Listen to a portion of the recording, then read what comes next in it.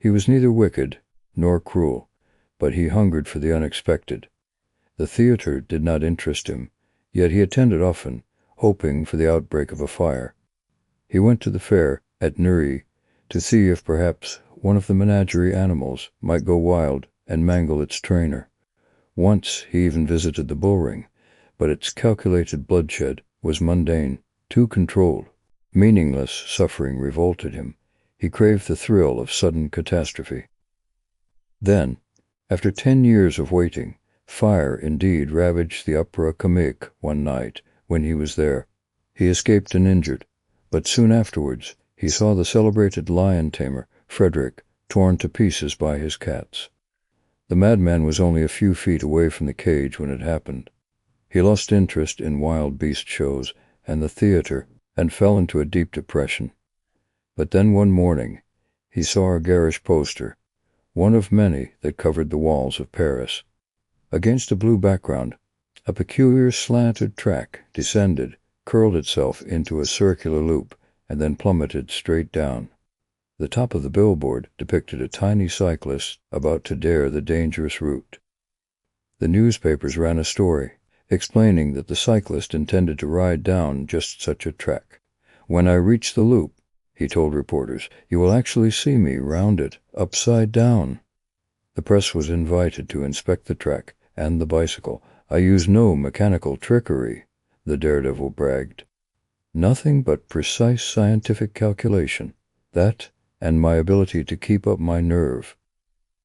When the madman read the article, his good spirits returned. He immediately went to buy a ticket. He did not want his attention distracted when the rider looped the loop, so he purchased an entire box of seats opposite the track, and sat alone on opening night. After a suspenseful wait, the cyclist appeared high above the audience at the top of the ribbon of road. A moment of tense anticipation. Then down he sped. As promised, he circled the loop, with head underneath and feet in the air, and then it was all over. The performance certainly thrilled the madman, but as he exited with the crowd, he knew he might experience the same intense sensation once or twice more, and then, as always, the novelty would die. Still, bicycles break, road surfaces wear out, and no man's nerve holds out forever. Sooner or later there must be an accident. The cyclist was scheduled to perform for 3 months in Paris, and then tour the provinces. The madman decided to go to every single performance, even if he had to follow the show on its travels. He bought the same box for the entire Parisian run, and sat in the same seat night after night. One evening, 2 months later, the performance had just ended, and the madman was on his way out, when he noticed the performer standing in one of the corridors of the auditorium. He walked up to him, but before he could utter a word, the cyclist greeted him affably. "I know you. You come to my show every night." "That's true. Your remarkable feat fascinates me. But who told you I'm always here?" "No one." The rider smiled. "I see you myself." "But how can you, so high up? At such a moment you are actually able to study the audience?" The cyclist laughed. "Hardly. It would be dangerous for me to look at the crowd shifting around and prattling. But confidentially, there's a little trick involved in what I do." "A trick?" The madman was surprised and dismayed.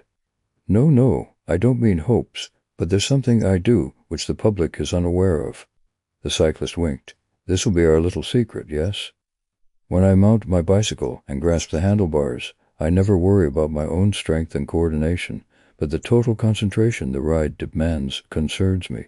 It's almost impossible for me to empty my mind of all but one idea. My greatest danger is that my eyes will stray. But here's my trick. I find one spot in the auditorium and focus all my attention on it. The first time I rode in this hall, I spied you in your box, and chose you as my spot. The next evening, there you were again." The madman sat in his customary seat. The usual excited buzz filled the hall. A hush fell when the rider made his entrance, a black speck far overhead. 2 men held his bicycle. The cyclist gripped the handlebars, stared out over the heads of the crowd, and shouted the signal. The men gave the machine a shove. At that instant, the madman rose and walked to the opposite side of his box. The audience screamed as cycle and rider shot off the track and plunged into the midst of the crowd. The madman donned his coat, smoothed his hat against one sleeve, and departed.